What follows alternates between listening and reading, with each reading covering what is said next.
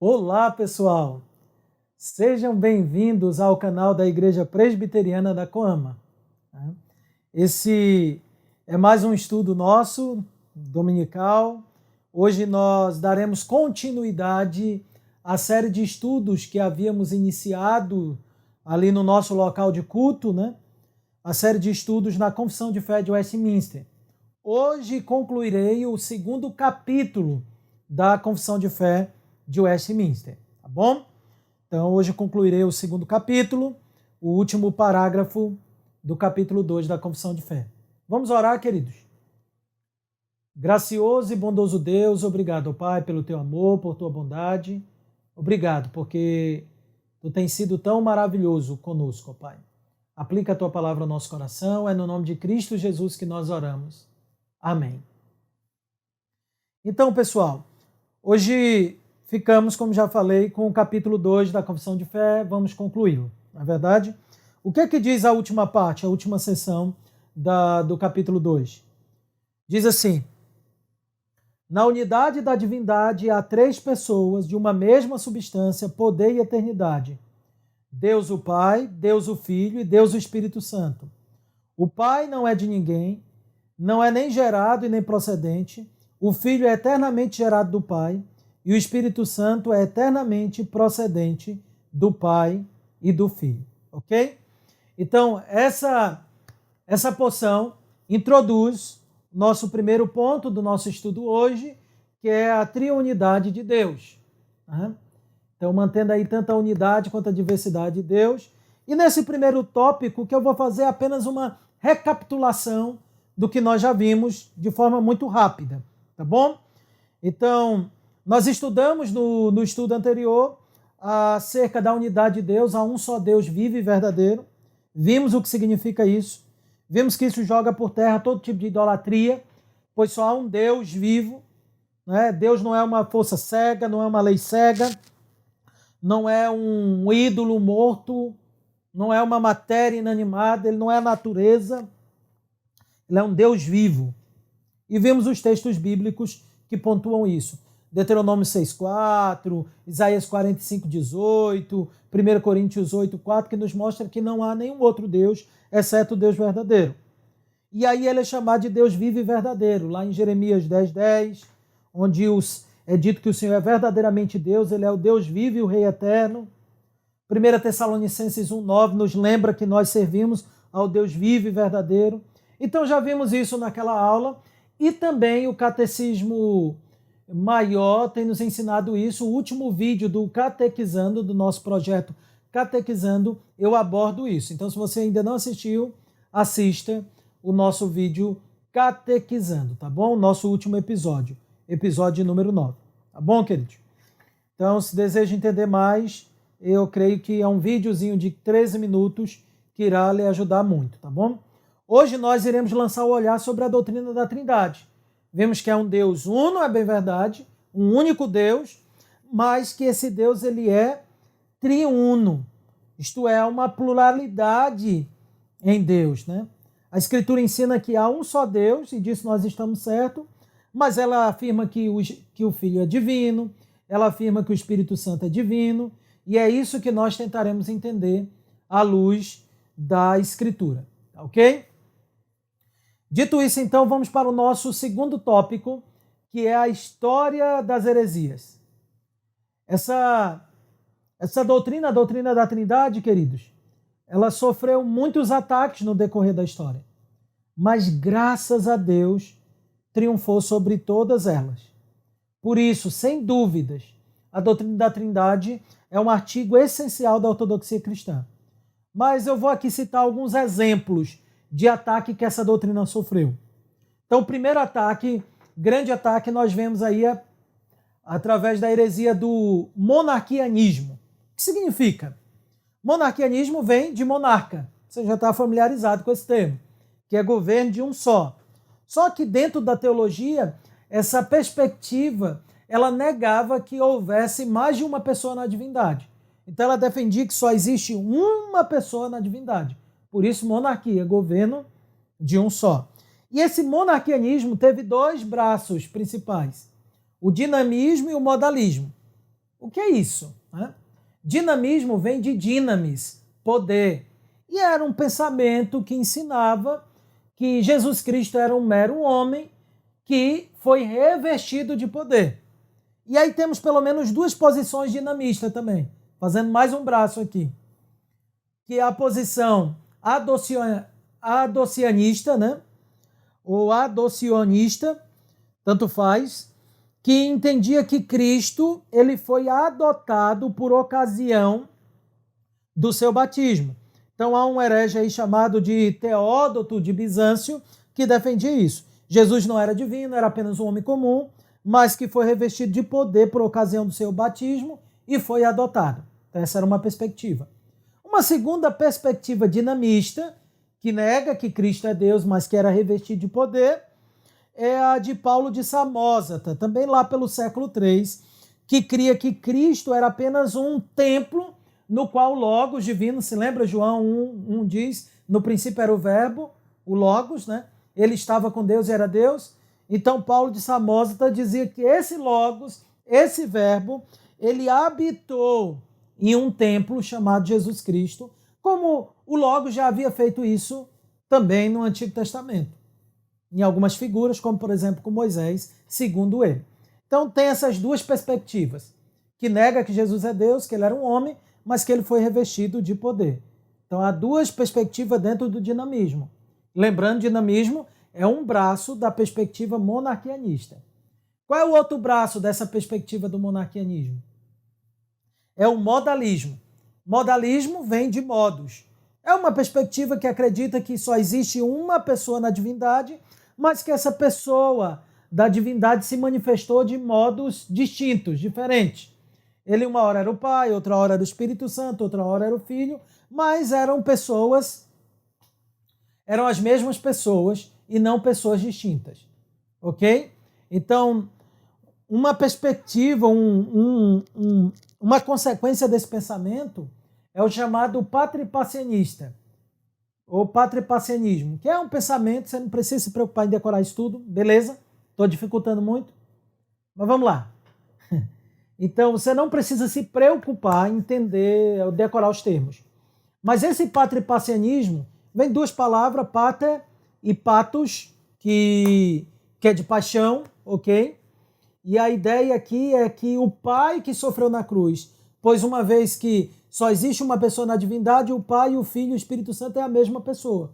Então, tanto faz dizer que o Filho morreu, quanto que o Pai morreu na cruz, ok? Um grande defensor dessa heresia era Sabélio, né? Que defendia que os termos Pai, Filho e Espírito Santo eram termos diferentes para a mesma pessoa. Isso ele dizia para manter que não existe mais de uma pessoa na divindade. E uma outra heresia que surgiu decorrente, né, tempo depois, lá pelo século IV, foi o arianismo, que tem o seu nome derivado de um herege chamado de Arius, né? Arius negava a eternidade de Cristo e negava que Cristo compartilhasse da mesma substância do Pai. Para Ario, Cristo era a criatura mais nobre da criação, a mais superior, mas era apenas uma criatura. Jesus foi a primeira criação de Deus e, nesse sentido, ele poderia ser chamado de Filho de Deus. O arianismo foi combatido, né, pelo bispo de Alexandria, o bispo Alexandre, e foi declarado herege também por ocasião do concílio ecumênico de Niceia. E teve como grande algoz, um grande defensor da fé, Atanásio, né, que era um diácono, mas um grande defensor da fé. E no concílio de Niceia, Ário foi declarado herege e o arianismo heresia, obviamente. E nesse concílio foi confeccionado um credo muito famoso, conhecido como credo niceno, que depois ele foi adaptado no concílio de Constantinopla. E aí temos o credo niceno constantinopolitano, né? Constantinopolitano, tá bom? Palavra grande, né? E aí o ponto que é interessante é que o credo niceno, né, na sua versão mais simples, primária, já claramente detona o arianismo dizendo, presta atenção, creio em um só Jesus Cristo, o unigênito Filho de Deus, gerado pelo Pai antes de todos os séculos, Deus de Deus, luz da luz, verdadeiro Deus de verdadeiro Deus, gerado, não feito, de uma só substância com o Pai, pelo qual todas as coisas foram feitas. Pronto, declarou aqui claramente que Jesus é Deus. Então, esse pensamento, infelizmente, não morreu. Ele continua ali na margem da história da igreja cristã, e aí, aqui e acolá, você vê algum reflexo dele.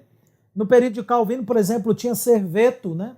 Aquele que foi morto lá em Genebra, que alguns acusam Calvino de ter apoiado a sua morte, né? Mas o fato que Serveto, ele negava a doutrina da Trindade, ele combatia a doutrina da Trindade, e alguns vinculam o pensamento de Serveto dando origem a um grande herege posteriormente, ali no século XVI para o século XVII, que é o italiano Fausto Sozzini, que morreu lá pelo ano de 1604. Fausto Sozzini também negava a divindade do Filho e a pessoalidade do Espírito Santo. Dizia que o Espírito Santo era só uma força, ele não era Deus. E que Jesus era um homem, não era Deus. Ok?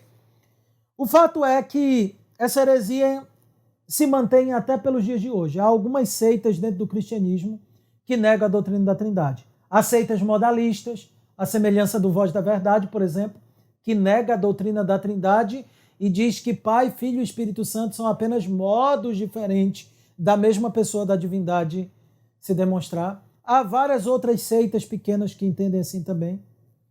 Há seitas arianas e dinamistas que acreditam que Cristo é apenas dotado de poder, que Cristo é apenas uma criatura.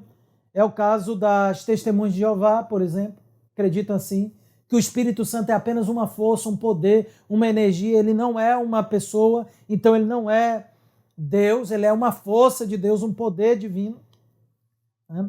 Mas, queridos, apesar de tudo isso, a doutrina da Trindade ocupou proeminência na história da igreja e a ortodoxia foi mantida. E a doutrina da Trindade é uma doutrina defendida em todos os documentos confessionais de todas as épocas, desde os credos mais remotos, credo apostólico, credo niceno, niceno constantinopolitano, atanasiano, como também nas confissões reformadas, nos catecismos reformados, nas confissões luteranas, nos documentos confessionais dos anglicanos, nos nossos símbolos de fé. A doutrina da Trindade é defendida claramente, porque ela encontra o seu respaldo na palavra do Senhor. Tá bom? Então, esse foi apenas um breve resumo sobre as heresias antitrinitarianas. Tá bom? Vamos para o nosso próximo ponto. O nosso próximo ponto, então, é Deus Pai, e veremos aqui a divindade dele e a sua distinção, e faremos aqui um apanhado da doutrina da Trindade de um modo geral, tá bom? Então, Deus Pai, a divindade e a peculiaridade da sua pessoa. Então, antes de vermos a divindade do Pai e sua propriedade, precisamos, antes de mais nada, perceber e entender que a Escritura como um todo defende claramente a doutrina da Trindade de maneira bem natural, né? Então, não era uma doutrina combatida no período bíblico, era uma doutrina esboçada tranquilamente, tá bom? Então, precisamos ver isso. Já vimos antes que só há um Deus, mas alguns textos mostram que há uma pluralidade em Deus, tá bom? Então, veja, lá em Gênesis 1, 26, nós vemos isso. Então, vamos lá. Disse Deus, façamos o homem conforme a nossa imagem, nossa semelhança. Então, disse está no singular, terceira pessoa do singular. Elohim é o nome de Deus que está numa forma plural. E os verbos façamos a nossa imagem e semelhança no plural. Mas veja, disse Deus no singular, ok? Então, isso já mostra aí, ali já em Gênesis 1, 26, uma pluralidade em Deus. Lá em Gênesis 3, 22, vemos isso claramente, quando o próprio Deus diz que o homem se tornou como um de nós. Então, Deus fala de si no plural. Lá em Gênesis também 11, 6, isso ainda é óbvio e claro, há uma pluralidade em Deus, né? Deus falando no plural. Porque a doutrina da Trindade na realidade, ela já é manifestada no Antigo Testamento. Gênesis 1:2 já vemos o Espírito de Deus pairando sobre as águas. João 1 nos mostrou que a palavra da criação é o Senhor Jesus Cristo, é ali o Logos. Vemos o anjo da aliança, que é Cristo, sendo adorado no Antigo Testamento. A promessa de que o Messias, ele é o Filho de Deus também, e que ele é divino, já está no Antigo Testamento, né? Vemos isso muito claramente, o Antigo Testamento apontando para isso. Nós veremos alguns textos logo mais. Mas o fato é, a doutrina da Trindade já encontra o seu esboço no Antigo Testamento. No Novo Testamento, ela é declarada de maneira ainda mais clara. Em Mateus 3, versículo 16 e 17, encontramos Cristo sendo batizado. No batismo está lá Cristo, o Espírito Santo desce sobre ele e uma voz do céu diz: esse é meu Filho amado em quem me comprazo. Em Mateus 28, 18, vemos ali 18 e 19 a ordem para fazer discípulos de todas as nações, batizando-os em nome do Pai, do Filho e do Espírito Santo. Ó, a declaração da Trindade aí. Em 1 de João, capítulo 5, versículos 6 e 7, nós encontramos a seguinte declaração. 1 de João, capítulo 5, versículo 6 e 7. Este é aquele que veio por meio de água e sangue, Jesus Cristo, não somente com água, mas também com água e com sangue. E o Espírito é o que dá testemunho, porque o Espírito é a verdade. Pois há três que dão testemunhos no céu: o Pai, a Palavra e o Espírito Santo. E estes três são um. E três são os que testificam na terra: o Espírito, a água e o sangue. Esses três são unânimes num só propósito. Então há três que dão testemunho no céu, diz o versículo 7. O Pai, a Palavra e o Espírito Santo. A Palavra é o Logos, é Cristo Jesus. Então a doutrina da Trindade é declarada claramente na Escritura, tá bom? Então, dito isso, nós precisamos, antes de adentrar nas peculiaridades de cada pessoa da Trindade, entendermos algumas coisas, né? Dentre essas coisas, nós precisamos entender o que nós queremos dizer com a doutrina da Trindade. Na doutrina da Trindade, diz aqui a confissão de fé, diz que na divindade, na unidade da divindade, ou seja, há um só Deus, ok? Há três pessoas, há um Deus, mais três pessoas, de uma mesma substância. Então, há um ser, que é Deus, a divindade, ser, Deus. Esse Deus subsiste em três pessoas. Essas três pessoas compartilham de uma mesma substância simples, né? Ou seja, não há três substâncias, não há três deuses. Deus não é dividido, não é um ser de três cabeças. Não tem nada análogo na criação à divindade. Alguns gostam de criar algumas analogias, o triângulo equilátero, um triângulo mais três lados. Cada lado é um lado, mas tem a mesma medida, né? Tem os mesmos ângulos, mas ainda assim é limitado, porque Deus não é um ser de três partes, ok? Ele é uma substância só. Então, de uma mesma substância, o mesmo poder, eternidade. Então, os atributos dele são os mesmos, tá bom? Então, há três pessoas na divindade, né? E que compartilham da mesma substância, têm o mesmo poder, o mesmo propósito, ok? Então, eles possuem os mesmos atributos. Todavia, essas três pessoas, embora sendo o mesmo Deus, essas três pessoas têm propriedades diferentes, não atributos. Os atributos são o mesmo. O que são os atributos? Se lembram? Suas eternas perfeições. Todos são eternos, todos são infinitos, todos são onipotentes, onipresentes, oniscientes. Tá ok? Três pessoas, os mesmos atributos, mas propriedades diferentes. Tá bom? E o que nós queremos dizer com propriedade? Estamos querendo dizer que cada pessoa da divindade são diferentes uma da outra, embora iguais na divindade. Nesse sentido, as propriedades referem-se àquilo que é peculiar de cada pessoa, né? Alexander Roger vai dizer o seguinte, preste atenção: as propriedades de cada pessoa divina, por outro lado, são aqueles modos peculiares de subsistência pessoal e aquela ordem peculiar da operação que distingue cada uma das outras e determina a relação de cada uma com as outras, né? Em outras palavras, o pai tem uma propriedade específica e aqui entramos então na propriedade do pai, na sua peculiaridade. Então, qual é a propriedade específica da primeira pessoa da divindade? É que ele é o pai, ele é a primeira pessoa da Trindade. A sua propriedade distintiva é que ele não é gerado de nada, né? Mas o filho, por exemplo, tem a sua subsistência nele, né? É nesse sentido, então, que o filho subsiste na divindade por meio do pai. Por quê? Porque o filho é eternamente gerado do pai. Então ele é o eterno pai da segunda pessoa da Trindade. Desde que Deus é Deus, o pai é o pai e o filho é o filho.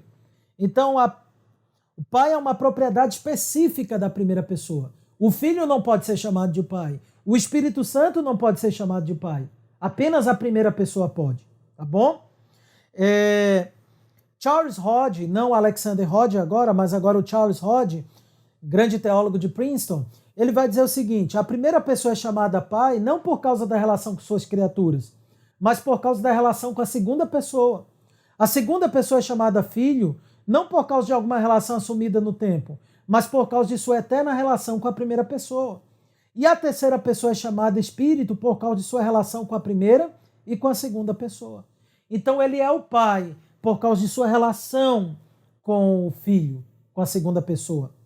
Nesse sentido, então, João, capítulo 1, versículo 14, diz que o verbo se fez carne. Se lembra lá de João 1? No princípio era o verbo era Deus, e o verbo estava com Deus, e o verbo era Deus, né? Aí o versículo 14, e o verbo se fez carne, vimos a sua glória. Glória como do unigênito do Pai, ou seja, o Filho unigênito do Pai, como vai dizer João 3,16. Ou seja, aquele que tem a mesma essência, a mesma substância do Pai. Ele é único nesse sentido, tá bom? Então o Pai é o Pai porque ele compartilha de sua essência, de sua substância com o Filho. E por isso o Filho é tão Deus quanto o Pai é Deus, tá bom? Outro ponto interessante é João 5, versículo 26. Evangelho de João, capítulo 5, versículo 26, diz assim: porque assim como o Pai tem vida em si mesmo, também concedeu ao Filho ter vida em si mesmo. Então o Filho subsiste no Pai, o Filho tem vida em si mesmo também, porque o Pai tem vida em si mesmo. Então o Pai é aquele que é o eterno gerador do Filho, e o Filho é o eterno gerado do Pai. Precisamos entender que geração é diferente de criação. Isso não está dizendo que Cristo teve uma origem, que ele teve um início. Lembre-se, ambos são Deus e ambos compartilham da mesma substância. Então, um é tão eterno quanto o outro. O que nós estamos querendo dizer é que, embora a substância é a mesma, o poder é o mesmo, a eternidade é a mesma, os atributos são o mesmo e o propósito é o mesmo, as pessoas são diferentes. E a segunda pessoa da divindade tem a sua subsistência na primeira. Tá bom? Essa, então, é a eterna geração. Vamos explicá-la um pouco mais adiante, mas aqui estamos apontando a propriedade da primeira pessoa. Qual é a sua propriedade? É que ele é o Pai. Ele não é gerado, mas ele é quem gera eternamente o Filho. Tá bom? Essa doutrina ela é complicada de você entendê-la nos pormenores. Tá bom, queridos? Nós não conseguiremos compreendê-la completamente. Mas algumas coisas serão ditas aqui que nos ajudarão. E aí, no final, eu farei uma ponderação importante. Mas essa doutrina ela é extremamente importante para que nós não venhamos cair na heresia de dizer que Jesus nem é Deus, que ele é uma criatura, que ele foi criado, e para não cairmos também na heresia de imaginarmos que qualquer pessoa da divindade é a mesma pessoa e elas se confundem, e eu posso chamar o Espírito Santo de Pai, o Filho de Espírito Santo, e na realidade não. Há propriedades específicas de cada uma, embora todas sejam o mesmo Deus e tenham os mesmos atributos. Aqui eu uso propriedade em distinção de atributos. Espero que vocês tenham entendido, tá bom? Dito isso, então, queridos, vamos para o nosso próximo tópico, né? O nosso próximo tópico, então, é Deus Filho. E veremos, então, a sua divindade e propriedade pessoal, tá bom? Deus Filho, divindade e propriedade pessoal. Então, antes de falarmos mais sobre agora a eterna geração do Filho, já que falamos da propriedade particular da primeira pessoa da divindade, que é o Pai, então antes de falarmos da propriedade do Filho, precisamos entender, e isso vai nos ajudar muito para entendermos a eterna geração. Precisamos entender que o Filho ele é divino, que ele é Deus. E como é que nós vamos entender isso? Tem alguns caminhos aqui, para não ser muito delongado. Eu vou citar alguns textos, vocês vão marcando. Eu vou disponibilizar isso para vocês também, as referências, tá bom? Mas vamos passar por algumas passagens bíblicas e tentem aprender e a entender os argumentos que evidenciam ser Cristo divino, ser Cristo Deus, tá bom? Caso haja alguma dúvida. Então veja, em primeiro lugar, Cristo é chamado claramente de Deus. Isaías 9:6 deixa isso muito claro. Veja a promessa é o quê? Um menino nos deu, um filho se nos nasceu, um menino nos deu, o governo está sobre seus ombros, seu nome será maravilhoso, conselheiro, Deus forte, Pai da eternidade. Então a promessa é que o Messias ele seria chamado como Deus forte. Isso aqui é muito importante, tá bom? João 1:1 vai nos mostrar o quê? Que no princípio era o verbo estava com Deus e o verbo era Deus. E esse verbo se fez carne. Romanos 9:5 vai chamar Cristo de Deus bendito para todo sempre. Colossenses 2:9 diz que em Cristo habita corporalmente toda a plenitude da divindade. Cristo é claramente chamado de Deus. Tomé chama Cristo de Deus lá em João capítulo 20, versículo 28 em diante. Tá bom? Então ele claramente é chamado de Deus. Também, Cristo ele se identifica claramente com Yahvé, propositalmente. Em João 8:58 ele se chama do Eu Sou. E em vários momentos em João ele se chama Eu Sou. Se identificando com Yahvé quando se revela com Moisés, lá em Êxodo 3, versículo 4 e Êxodo 3, versículo 14. Yahvé é o Eu Sou, mas Cristo diz que ele também é o Eu Sou. Tá bom? Também vemos isso por referências, por alusões, né? Apocalipse 1:18, Cristo diz que ele é o primeiro e o último. Em Apocalipse 22:13, ele também se apresenta como Alfa e o Ômega, o primeiro e o último. E essa linguagem de quem é o primeiro e o último da criação de tudo, ela é usada pelo próprio Yahvé, lá em Isaías 44:6 e Isaías 48:12. Então o próprio Cristo se identifica como o Yahvé se identifica. Yahvé é o Eu Sou, Yahvé é o primeiro e o último. Cristo é o Eu Sou, Cristo é o primeiro e o último. Tá bom? Ademais, Cristo é apresentado com alguns atributos que só Deus pode ter. Cristo é eterno, como Deus é eterno. Miqueias 5:7 diz que os seus dias são desde a eternidade. Isaías 9:6 diz que ele é o Pai da eternidade. Hebreus 7:3 diz que Cristo, por exemplo, ele não tem início. E João 1:1 diz que no princípio ele estava com Deus e ele era Deus. Tá bom? Outro fato, Cristo é adorado na Escritura. E esse fato ele é interessante.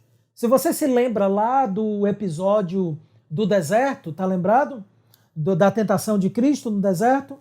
No capítulo 4, versículo 10, quando Satanás pede adoração a ele, o que Cristo diz? Ao Senhor teu Deus adorarás, só a ele darás culto. Então Cristo é ciente que só Deus deve ser adorado.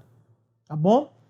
O que a Escritura concorda abundantemente, tanto no segundo mandamento, né, lá em Êxodo 20, quanto nós vemos, por exemplo, Pedro, quando Cornélio se prostra para adorar Pedro, lá em Atos 10, versículo 25 e 26, Pedro manda ele se levantar. E Pedro diz que ele é homem que nem ele. Então Pedro não aceita adoração, porque só o Senhor deve ser adorado.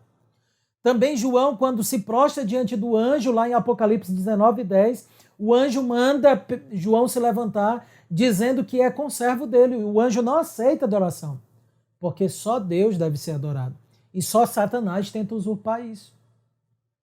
Entretanto, quando chegamos lá em Hebreus 1:6, nós vemos Cristo sendo adorado pelos anjos. Filipenses 2, versículo 9 a 11, nos mostra que todo joelho se dobrará diante de Cristo e toda língua confessará que Ele é o Senhor. Tá bom? Mateus, capítulo 2, versículo 11, vai nos mostrar os magos adorando Jesus Cristo por ocasião do seu nascimento. E lá está a linguagem, você pode conferir na sua Bíblia. Eles o adoraram. Ok? Quando Cristo anda sobre as águas, os discípulos diz, agora cremos que tu és verdadeiramente o Filho de Deus, e eles adoram. Eles entendem que Cristo tem a mesma substância do Pai. Ele é Filho de Deus nesse sentido, unigênito. E o que é que eles fazem? Em Mateus 14, 33, o adoram. Em Mateus 28, versículo 9, as mulheres se prostram diante do Cristo ressurreto, adorando. Em João 20, versículo 28, Tomé adora Cristo. E em nenhum momento o Senhor Jesus Cristo o repreende. Ele aceita a adoração. Por que ele o aceitou? Se ele disse que só a Deus adorarás. Porque ele é Deus. Tem como negar isso? Não tem, meus irmãos. Não tem. Também, Cristo é onipotente. Ele é assim que ele é apresentado. Há muitas evidências nesse sentido. Mas lembre-se de alguns casos. Por exemplo, Hebreus 1:3 diz que ele sustenta todas as coisas pela palavra do seu poder. João 1:3 mostra que tudo foi criado por intermédio dele. Ele é o Logos nesse sentido, ele é Deus. Mateus 28:18 é dito que ele tem todo o poder e toda a autoridade. Ele é onipotente. Cristo é onisciente. Lá no primeiro livro dos Reis, capítulo 8, versículo 39, nós lemos que só Deus conhece a mente dos homens. E só Deus pode sondar o coração e a mente dos homens. Mas quando nós abrimos em passagens como Lucas 6:8, João 2:24 e 25, João 16:30, João 21:17, sabe o que nós encontramos nessas passagens? Que Cristo conhecia os pensamentos tanto dos seus discípulos quanto dos seus opositores. Lá em Apocalipse 2:23, nós lemos o quê? Apocalipse 2:23, nós lemos que Cristo sonda o coração. Ele sonda o seu povo. Ele é onisciente. Cristo também é onipresente. Abra sua Bíblia lá em João 3:13. Olha o que está lá em João 3:13. Ora, ninguém subiu ao céu, senão aquele que de lá desceu, a saber, o Filho do Homem que está no céu. Ninguém subiu ao céu, exceto o Filho do Homem que está no céu. Mas Cristo estava na terra. Como é que ele está no céu e na terra? Com seu corpo ele estava ali na terra. Mas em seu espírito ele está em todo lugar. Da mesma maneira que com seu corpo ele está no céu. Mas em espírito ele está aqui. Você duvida disso? Que ele está aqui? Você lembra que lá em Mateus 18:20, o que foi que ele disse? Onde houver 2 ou 3 reunidos no meu nome, ele estará lá. Em Mateus 28:20, ele disse o quê? Eis que estou convosco até a consumação dos séculos. Cristo é onipresente. Cristo também é o Criador. Tudo foi feito por intermédio dele. Testemunha João 1:3 e Colossenses 1, versículo 15 a 17. Queridos, não há dúvidas. Jesus Cristo é Deus. Esses são apenas alguns dos textos.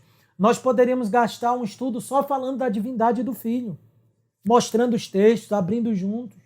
O fato é que Cristo é Deus, tá bom? Dito isso, então, o que significa a eterna geração do Filho? Já vimos um pouquinho. Já vimos que o pai é pai, porque essa é uma propriedade particular dele em relação ao filho. Ele é o que gera o filho. Mas o filho é o eternamente gerado do pai. Tá bom? E o que é essa eterna geração? Lois Berkhoff diz o seguinte: é o ato eterno e necessário da primeira pessoa da Trindade, pelo qual ele, dentro do ser divino, é a base de uma segunda subsistência pessoal, semelhante à sua própria, e dá a essa segunda pessoa posse da essência divina completa, sem nenhuma divisão, alienação ou mudança. Em outras palavras, né, o Filho é Deus por ser da mesma substância do Pai. Por isso é dito que ele é unigênito, isto é, ele é o que tem a mesma substância. E quando nós falamos da eterna geração, nós ressaltamos alguns pontos. Primeiro, essa geração ela não pode ser identificada com a geração de um casal quando gera filhos. Ela não é sinônima de criação. Não está dizendo que Cristo foi criado, que ele passou a existir a partir dali. Mas está dizendo que o Filho tem a sua subsistência, a segunda pessoa da divindade tem a sua subsistência na primeira. E nesse sentido, essa geração ela é espiritual, ela é divina.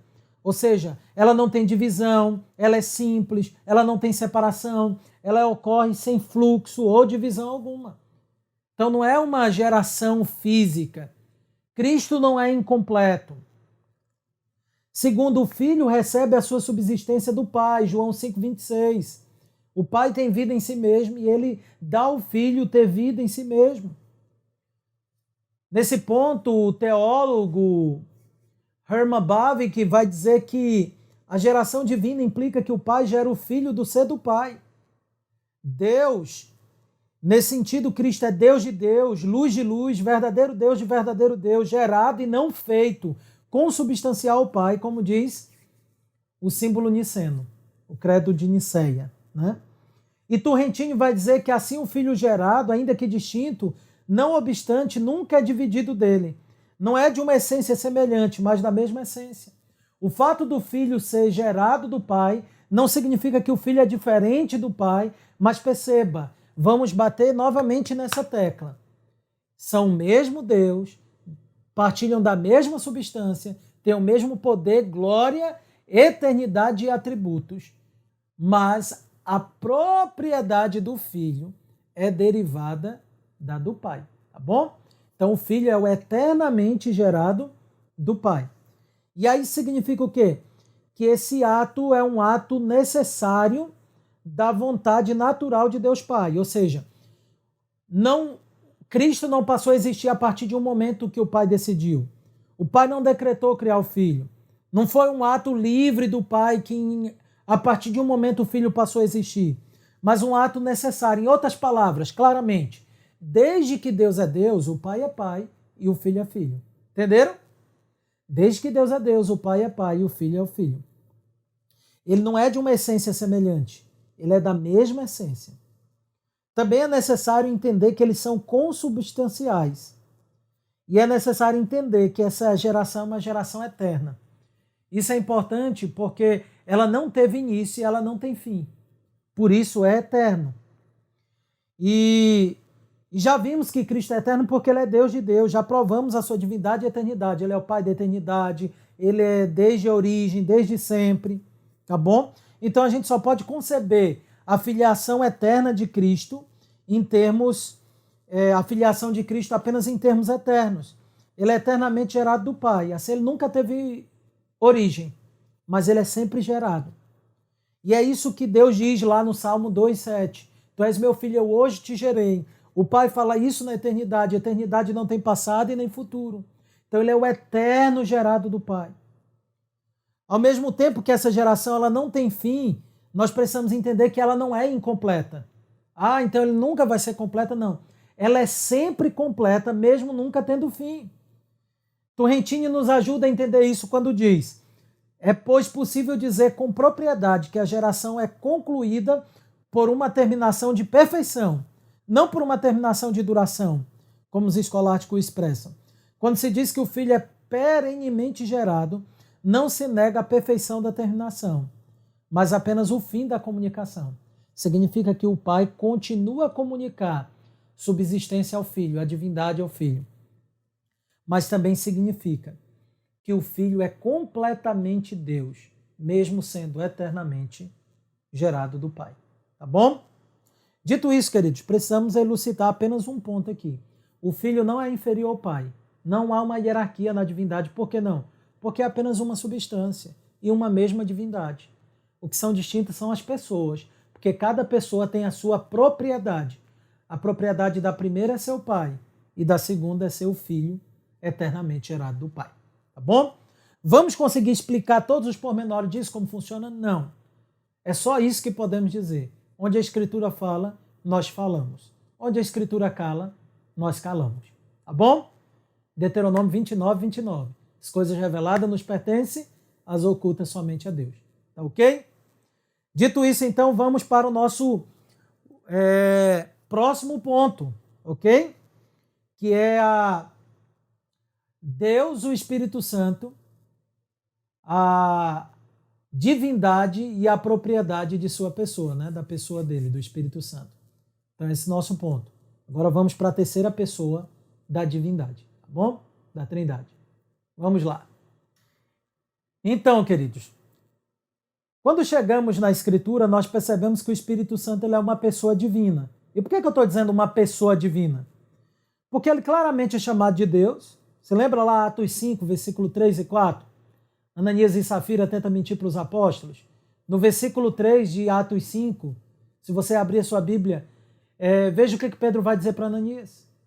Pedro vai dizer que Ananias mentiu ao Espírito Santo. Quando chega no versículo 4, Pedro diz que Ananias não mentiu a homens, mas a Deus. Pedro chamou o Espírito Santo de quê? De Deus. Mas a divindade do Espírito Santo também é inferida da Escritura por meio de alguns exemplos. Por exemplo, lá em Isaías 6, versículo 8 a 9, encontramos o Senhor falando com Isaías. É Yahvé que fala com Isaías.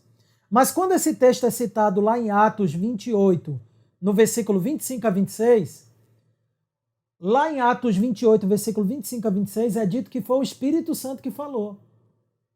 Veja, Isaías foi Yahvé que falou. Esse texto é citado no Novo Testamento e diz que foi o Espírito Santo. Igual quando Cristo diz eu sou, ele se identifica com Yahvé. Quando ele diz que é o bom pastor, ele se identifica com Yahvé. Aqui também o Espírito Santo é identificado com Yahvé.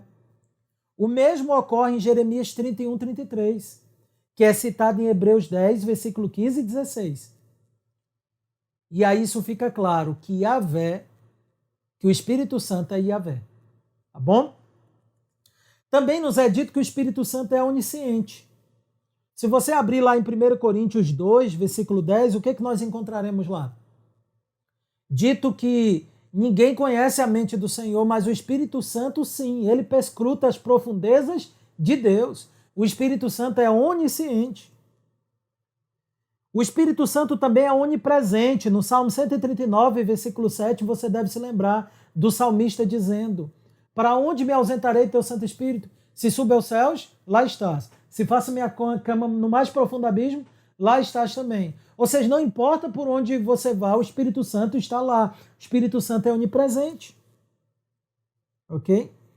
O Espírito Santo ele é também distinto tanto do Filho quanto do Pai. João 14 e João 16 deixa isso claro. O Espírito ele é enviado pelo Pai e pelo Filho. Logo, o Espírito não pode ser nem um Pai nem um Filho. E aquilo que nos é também extremamente importante aqui, porque ninguém nega que o Espírito Santo está intimamente vinculado à divindade. Mas sabe o que negam? Que o Espírito Santo é uma pessoa. Então, alguns dizem que o Espírito Santo é apenas uma força, uma energia, um poder. Mas a Escritura atribui ao Espírito Santo propriedades pessoais. Ele é uma pessoa. Não é isso que nós vemos lá em Atos 5:3? Nós lemos lá que o quê? Que Ananias e Safira mentiram para o Espírito Santo. Então é possível mentir para o Espírito Santo. Não é, você não mente para uma força, para uma energia, mas você mente para o Espírito Santo. João 16, do versículo 7 a 11, nós vemos que o Espírito Santo ele convenceria o mundo da justiça, do juízo e do pecado. Então o Espírito Santo ele é persuasivo, ele persuade. Essa é uma característica de uma pessoa. Ele fala de Cristo, vai dizer também um texto lá de João 16, de 7 a 11. Ele vai glorificar o Filho, ele vai falar da parte dele. Como não é uma pessoa se o Espírito Santo fala, persuade, ensina, convence? O Espírito Santo é uma pessoa. Efésios 4:30 vai nos dizer que para não entristecermos o Espírito de Deus, ele pode ser entristecido, ele tem sentimentos. Como é que ele não pode ser uma pessoa? Ele tem intelecto, ele pensa, ele fala, ele tem sentimentos, ele convence como uma pessoa convence. Romanos 8:26 diz que ele intercede por nós com gemidos inexprimíveis. O Espírito Santo tem vontade, ele guia as pessoas, ele vai guiar em toda a verdade. Então perceba, o Espírito Santo é uma pessoa divina, ok? É isso que nós aprendemos. Dito isso, que nos cabe também entender acerca da dupla procedência do Espírito Santo. O que é isso? Dupla procedência ou inspiração. Talvez hoje você esteja intoxicado com muitos termos novos, né? É um desafio tentar mastigar isso para passar para vocês, ok? Porque de fato a doutrina da Trindade é uma das doutrinas mais misteriosas da Escritura. A dupla procedência do Espírito Santo, chamada também de inspiração divina, é uma doutrina extremamente importante. Tão importante que a igreja, no período medieval, por volta do ano de 1054, dividiu entre dois grupos, igreja do Ocidente e do Oriente, igreja grega e igreja latina, né? Então, a igreja ocidental e oriental ficou conhecido como cisma bizantino, né? Esse cisma foi caracterizado porque a igreja do Oriente entendia que o Espírito Santo tem a sua subsistência apenas no Pai. Então ele é eternamente procedente só do Pai. A igreja latina, e nós entendemos assim, o Espírito Santo ele tem a sua procedência tanto do Pai quanto do Filho. Mas o que significa essa procedência? Ela pode ser definida nas palavras de Berkhoff do seguinte modo. A procedência é o terno e necessário ato da primeira e da segunda pessoa da Trindade, pelo qual elas, dentro do ser divino, vêm a ser a base da subsistência pessoal do Espírito Santo e propiciam a terceira pessoa a posse da substância total da essência divina, sem nenhuma divisão, alienação ou mudança. Então essa dupla procedência ela é claramente vista, queridos, em termos bem práticos, na missão do próprio Espírito Santo. O Espírito Santo é aquele que é enviado tanto para fazer a vontade do Pai quanto do Filho. Ele é enviado por ambos. Percebamos alguns textos bíblicos para nos facilitar. João 14, versículo 16, nós lemos. João 14, versículo 16. Eu rogarei ao Pai e ele vos dará outro consolador, a fim de que estejam para sempre convosco. Então, Cristo diz que é papel do Pai enviar o seu Espírito. No versículo 26, essa verdade é confirmada ainda. Mas o Consolador, o Espírito Santo, a quem o Pai enviará em meu nome, esse vos ensinará todas as coisas e vos fará lembrar de tudo o que vos tenho dito. Né? Quando chegamos no capítulo 15, versículo 26, nós lemos: quando, porém, vier o Consolador, que eu vos enviarei da parte do Pai. Antes ele disse que o Pai enviaria da parte dele. Agora ele diz que é da parte do Pai, o Espírito da verdade, que dele procede, esse dará testemunho de mim. E no capítulo 16 de João, versículo 7, ainda lemos: mas eu vos digo a verdade, convém-vos que eu vá, porque se eu não for, o Consolador não virá para vós outros. Se porém eu for, eu vou-lhe enviarei. Né? Então, tanto Cristo tem autoridade para enviar o Espírito Santo, quanto o Pai também. Podemos resumir isso na palavra de Alexander Roger, quando diz o seguinte, que o Pai, Filho e o Espírito Santo são expressos na Escritura numa ordem constante. O Pai primeiro, o Filho segundo, o Espírito terceiro. O Pai envia e opera através de ambos, o Filho e o Espírito Santo. E o Filho envia e opera através do Espírito. Nunca o reverso em qualquer caso. Então, a forma como as três pessoas se manifestam na Escritura mostra essa relação delas. É propriedade da primeira pessoa ser o Pai, e o Pai gerar o Filho, e o Pai expirar o Espírito Santo, né? Proceder o Espírito Santo. E é propriedade do Filho ser gerado pelo Pai e expirar o Espírito Santo, né? Proceder o Espírito Santo, enviar o Espírito Santo. E é propriedade da terceira pessoa da Trindade ser o Espírito Santo, o duplamente procedente, né? Procedente tanto do Pai quanto do Filho. Ok?